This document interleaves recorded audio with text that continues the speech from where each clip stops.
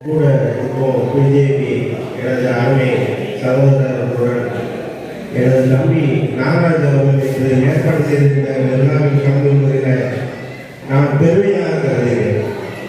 இன்னைக்கு சூழ்நிலையில இளைஞர்கள் கையில நாடு கிட்டத்தட்ட போயிடுச்சு. மோடி அர்த்தம்ன்றாங்க. அப்துல் கலாம் உங்களுக்கு ஏற்கனவே சொல்லியிருந்தாங்க, அரசியலுக்கு இளைஞர்கள் வரணும்னு சொன்னாங்க. அரசியல் ஒன்றாம் அரசியல் மட்டும் வாழ்க்கை கிடையாது. ஆனா அதே சமயத்தில் எந்த அரசாங்கம் இருக்கும்போது நம்மளுக்கு விளையாட்டுத் துறையில முன்னேறிக்கொள்றது உங்க பார்வையிலே விட்டு ஏற்கனவே இருந்த ஆட்சியில விளையாட்டுத்துறை எத்தனை தங்கப்பதக்கம் வந்ததுன்னா ஏன் காலத்துல பாத்தீங்கன்னா பிடி உஷா கடைசியில இருந்து இந்தியா 2வது இடத்துல இருக்கும், கடைசியில இருந்து 3வது இடத்துல இருக்கு.